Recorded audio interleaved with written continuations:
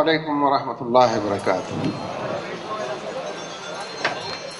الحمد للہ رب العالمین والصلاة والسلام علی رسولہ الکریم وعلی آلہ وصحبہ اجمعین۔ اما بعد فاعوذ باللہ من الشیطان الرجیم، بسم اللہ الرحمن الرحیم۔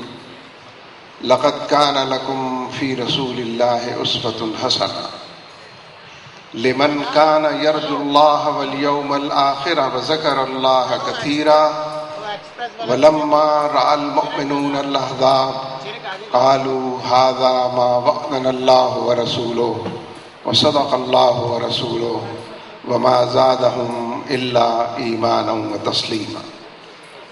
من المؤمنين رجال صدقوا ما عاهدوا الله عليه فمنهم من قضى نحبه ومنهم من ينتظر وما بدلوا تبديلا۔ صدق اللہ العظیم۔ ذمہ داران جماعت، حاضرین مجلس، میرے بھائیوں، بزرگوں، دوستوں اور ساتھیوں، مجھے خوشی ہے کہ بورے والا میں آپ سے ملاقات کا، گفتگو اور تبادلہ خیال کا یہ موقع میسر آیا ہے، اور عنوان سیرت النبی صلی اللہ علیہ وسلم قرار پایا ہے۔ حقیقت یہ ہے کہ نبی اکرم صلی اللہ علیہ وسلم کا نام نامی، اسم گرامی، ہر صاحب ایمان کے لیے تقویت کا باعث ہوتا ہے، دل و دماغ کے اندر تحرک، سرگرمی، کچھ کرنے اور کر گزرنے کا عنوان بنتا ہے، اور پورے معاشروں کے اندر ایمان کی لہر اٹھانے اور بیداری کے گیت گانے اور دیپ جلانے کا عنوان بن جاتا ہے۔ نبی اکرم صلی اللہ علیہ وسلم کی حیات طیبہ اور آپ کے سیرت کے واقعات، خواہ وہ مکی دور کے ہوں یا مدنی دور کے ہوں، جب جس واقعے کا تذکرہ کیا جاتا ہے، دل و دماغ کے اندر ایک خوف کی، ایک خشیت کی، ایک محبت کی، ایک اپنائیت کی کیفیت پیدا ہوتی ہے۔ جس کا جیسا ایمان ہو اس کے مطابق سیرت کے واقعات دلوں میں گداز پیدا کرتے ہیں، طبیعت کے اندر جد و جہد کا آمادگی پیدا کرتے ہیں، اور فی الحقیقت ایمان میں تازگی کے نتیجے میں پیروں کو غبار آلود ہونے کا عنوان بن جاتے ہیں۔ یعنی ہر واقعہ بھی انسانوں کی رہنمائی اور ہدایت کے لیے اور ان کے ایمان میں اضافے اور بڑھوتری کے لیے کافی ہے۔ لیکن بڑا اہم سوال یہ ہے کہ کیا یہ سیرت کے واقعات اتفاقی اور حادثاتی ہیں؟ نبی اکرم صلی اللہ علیہ وسلم صبح گھر سے نکلے تو لوگوں نے پتھر مارنا شروع کر دیا، شام کو گھر لوٹے تو لوگوں نے کانٹے بچھا دیے، اتفاقاً آپ دکھائی دیے تو لوگوں نے گالیاں دینی شروع کر دیں۔ کیا یہ سارے واقعات اتفاقی ہیں، حادثاتی ہیں؟ پے در پے ہونے والے واقعات کے بارے میں حقیقت یہ ہے کہ ان تمام سیرت کے واقعات کو اگر جوڑ لیا جائے،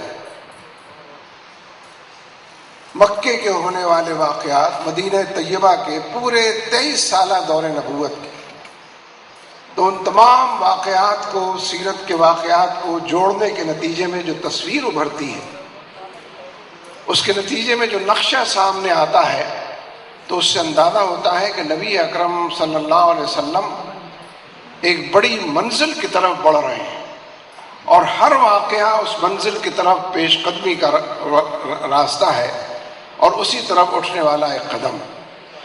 بجا طور پر یہ نظر آتا ہے کہ سیرت کے یہ واقعات الٹپ پیش آنے والے واقعات نہیں ہیں، بلکہ ان کو جوڑنے سے، ان کو ترتیب سے قائم رکھنے سے یہ واضح طور پر دکھائی دیتا ہے کہ آپ ایک مشن کے لمبردار، آپ زندگی کے ایک مقصد کی طرف لوگوں کو بلا رہے ہیں، آپ ایک انقلاب کی راہ ہموار فرما رہے ہیں، اور دل و دماغ کی دنیا کو تزکیے سے، تعمیر سیرت سے، کردار سازی سے آراستہ پیراستہ بھی کر رہے ہیں، اور انسانوں کے انبوہ کثیر کو ایک بڑی کشمکش کی طرف بلا رہے ہیں۔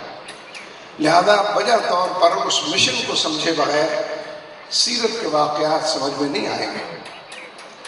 جن لوگوں نے نبی صلی اللہ علیہ وسلم کے اوپر ایمان لانے کا اعلان اور اظہار کیا اور جن لوگوں نے تسلسل کے ساتھ انکار کیا، یہ دو کردار ہیں کہ جو سامنے ہیں۔ جنہوں نے انکار کیا انہوں نے بھی خوب سوچ سمجھ کر انکار کیا۔ قرآن پاک انہی کی زبان میں نازل ہو رہا ہے، نبی اکرم صلی اللہ علیہ وسلم انہی کی زبان میں بات ان سے کر رہے ہیں۔ انکار کرنے والے بھی خوب جانتے تھے کہ کس چیز کا انکار کر رہے ہیں۔ انہیں ڈر تھا کہ ہمارے بتوں کی بت پرستی ختم ہو جائے گی، آباء و اجداد کا دین تاکہ نسیہ کی زینت بن جانا، اور اسی لیے جو لوگ آپ پر ایمان لا رہے تھے وہ بھی سوچ سمجھ کر ایمان لا رہے تھے، اسی لیے تو آپ کے انگاروں پر لیٹنا بھی ان کو گوارا۔ لہذا یہ بات پہلی اور اول ہے کہ آپ کے 23 سالہ دور نبوت کے مشن کو جانا اور سمجھا جائے کہ کس منزل کی طرف آپ لے کر لوگوں کو چل رہے ہیں، اور اس کے لیے انگنت واقعات میں سے ایک واقعہ میں پیش کرتا ہوں۔ واقعات میں آتا ہے کہ نبی اکرم صلی اللہ علیہ وسلم ایک سفر سے واپس لوٹے ہیں۔ حضرت فاطمہ رضی اللہ تعالیٰ عنہا نے بڑھ کر دروازہ کھولا، آپ کی پیشانی کو بوسہ دیا اور آپ کو لے کر بیٹھ گئیں اور آپ کا سر دھونے لگی، تاکہ نبی اکرم صلی اللہ علیہ وسلم کو احساس ہوا کہ جیسے فاطمہ رو رہی ہیں۔